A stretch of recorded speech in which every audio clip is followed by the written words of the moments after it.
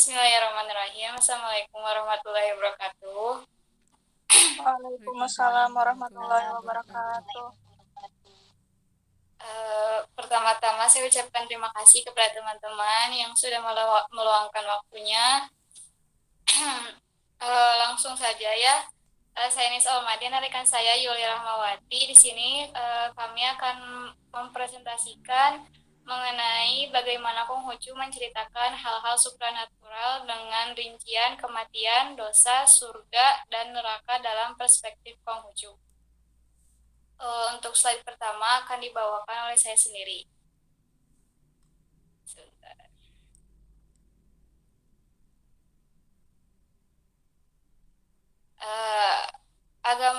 Ajaran agama Konghucu melepaskan diri dari penjelasan spekulasi metafisika menuju kepada penjelasan etikal dan rasional, yang dalam agama lain pada umumnya menjadi pembahasan pokok keimanan agama. Pandangan tersebut menunjukkan sifat agama Konghucu yang tidak eksklusif, yakni longgarnya ikatan secara institusional. Hal ini dapat berdampak pada anggapan sebagian umat Konghucu sendiri bahwa ajaran Konghucu cukup dilakukan dalam bentuk perilaku moral saja. Dalam kasus yang lebih berat adalah mudahnya orang Tionghoa melakukan konversi ke agama di luar Konghucu. Hambatan lain yang muncul dari sifat eksklusif agama Konghucu adalah Konghucu tidak menolak tradisi-tradisi dan kepercayaan-kepercayaan leluhur. Berbagai tradisi dan kepercayaan yang telah mengakar di masyarakat Tionghoa, termasuk pandangan-pandangan mistik dan supranatural, tidak pernah dilarang secara langsung. Hanya ajaran Konghucu memberi epistemologi atau kerangka berpikir dan penjelasan rasional terhadap berbagai hal tersebut. Dalam banyak hal, rohaniawan dan cendekiawan Konghucu bertindak puritanistik sebagai pembersih dalam bidang kepercayaan dari tradisi dan pemikiran mistik masyarakat Tionghoa yang dipandang tidak murni Konghucu. Slide berikutnya akan disampaikan oleh Saudari Yuli. Kepadanya, waktu dan layar dipersilahkan. Terima kasih kepada moderator.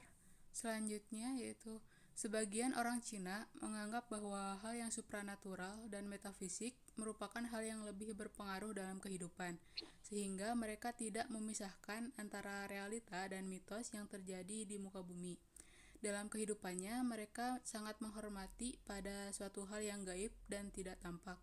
Misalnya seperti yang kita ketahui bahwa di altar dalam rumah, mereka akan memberikan tempat khusus bagi apa yang sudah dianggap sebagai dewa. Menurut mereka, dengan adanya hal tersebut, maka arwah leluhur tidak akan mendatangkan bencana kepada mereka. Semua hal tersebut bukan merupakan hasil metafisik Konghucu atau hasil filsafat Konghucu atau mistik Taoisme, tapi merupakan pencampuran animisme, bagian-bagian perpaduan Tao Buddhis, mitos, magic, dan praktek-praktek yang sudah ada ratusan abad terdahulu. Orang Cina awam meyakini bahwa adanya kehidupan setelah mati. Meskipun Tao dan Konghucu tidak membicarakan mengenai hal tersebut secara gamblang, tapi Konghucu sendiri sangat mendukung akan adanya penghormatan terhadap leluhur dan tetap menjalankan ritual-ritual tradisional lainnya. Saya kembalikan kepada moderator. Baik, terima kasih kepada Yuli. Selanjutnya akan disampaikan oleh saya mengenai kepercayaan kepada Tuhan. Agama Konghucu adalah agama yang monoteis, yakni agama yang mempercayai dan meyakini adanya satu Tuhan atau percaya hanya pada satu Tuhan.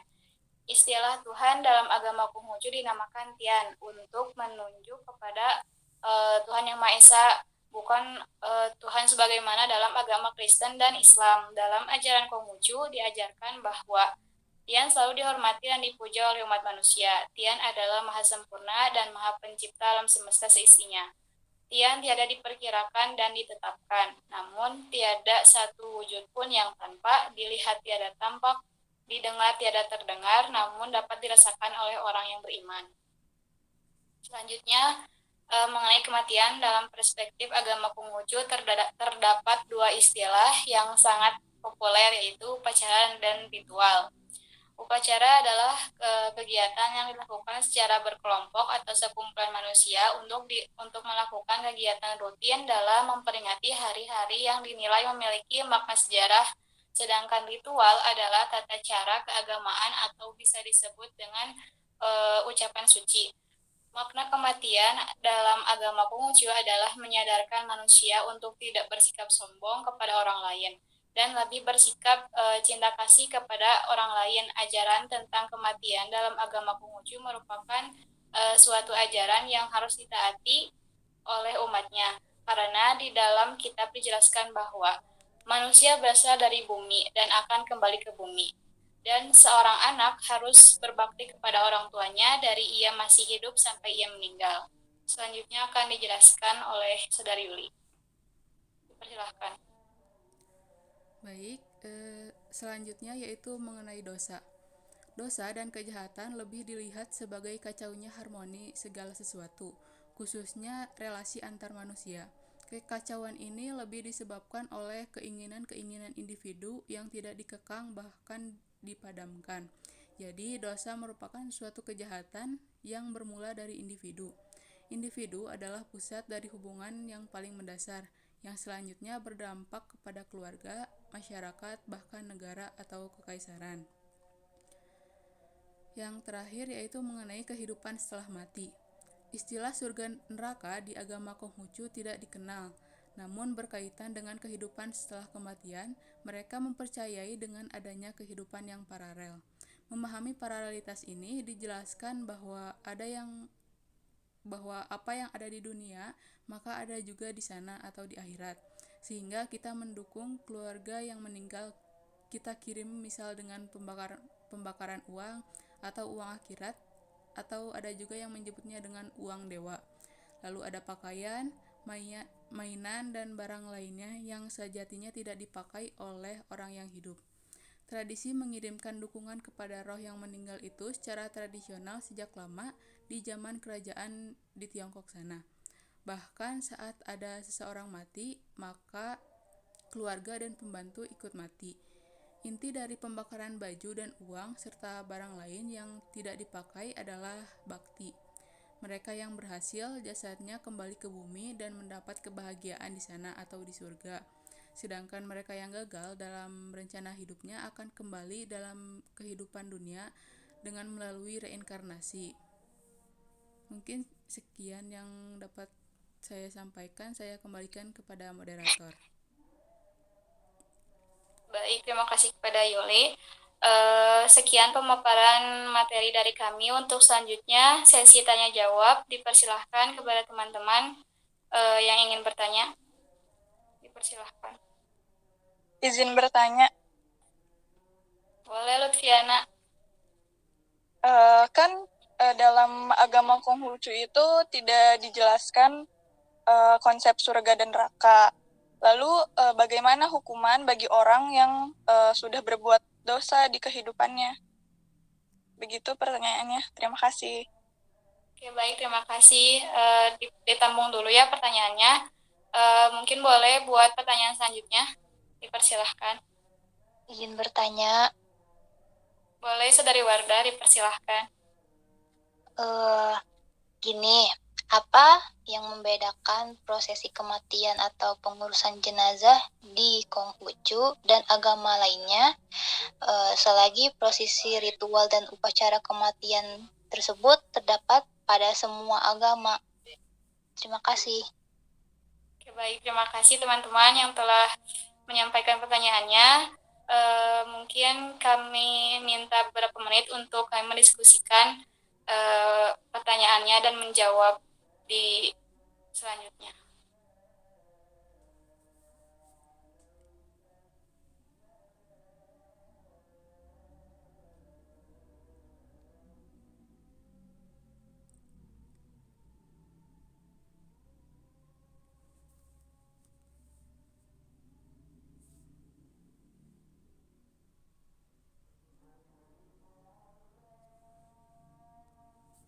Izin menjawab pertanyaan dari Lutfiana tadi, mengenai kalau agama Konghucu tidak menjelaskan surga dan neraka, bagaimana hukuman bagi orang yang telah berbuat dosa dalam hidupnya?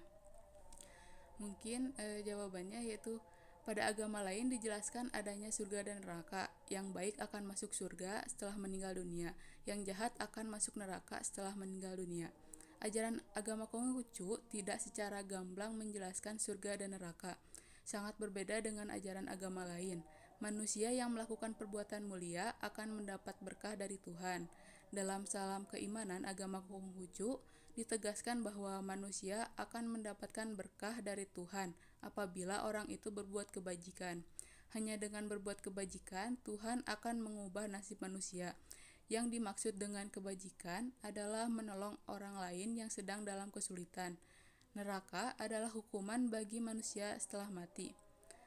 Dalam ajaran agama Konghucu, hukuman Tuhan bagi manusia yang berbuat dosa tidak perlu menunggu setelah mati. Manusia yang masih hidup juga dapat menerima hukuman atau berkah dari Tuhan. Orang yang berbuat jahat meskipun masih hidup akan dihukum oleh Tuhan, yaitu berupa kesialan.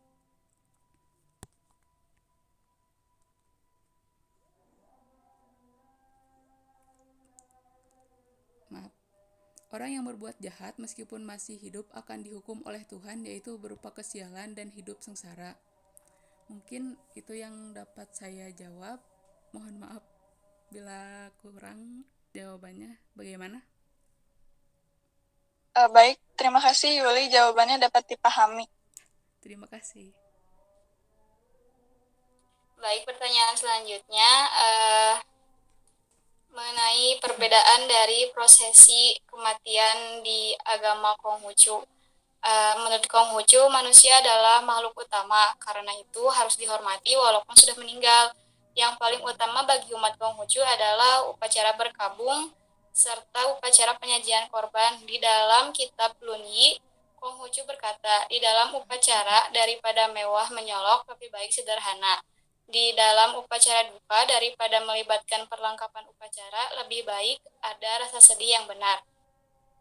Kemudian ada juga pelaksanaannya sebagai berikut: pengurusan jenazah, pemberangkatan, penguburan, sembahyang, dan juga mencari nafkah. Adapun tujuan upacara antara lain mendoakan yang telah meninggal dan menunjukkan rasa bakti anak terhadap orang tuanya. Di Indonesia terdapat 7 bentuk upacara, yaitu jibok, yaitu memasukkan jenazah ke dalam peti, lalu maisong, malam menjelang pemberangkatan jenazah, sangcong, pemberangkatan jenazah, jibgong, pemakaman jenazah, pengtuh atau kihok, membalik meja. Selanjutnya siausiang, yaitu 1 tahun. Kalau di Islam mah kayak haul gitu, memperingati kepergian setelah 1 tahun. Terus yang terakhir ada Taisiang, yaitu memperingati kematian setelah 3 tahun. Mungkin sekian yang dapat saya jawab. Bagaimana Wardah? Terima kasih Nisa, dapat dipahami. Oke, baik, terima kasih. Mungkin sekian pemaparan dari kelompok kami. Mohon maaf apabila banyak kesalahan. Semoga jawabannya tidak memuaskan dan dapat mencari lagi referensi yang lainnya. Terima kasih. Wassalamualaikum warahmatullahi wabarakatuh. Waalaikumsalam warahmatullahi wabarakatuh.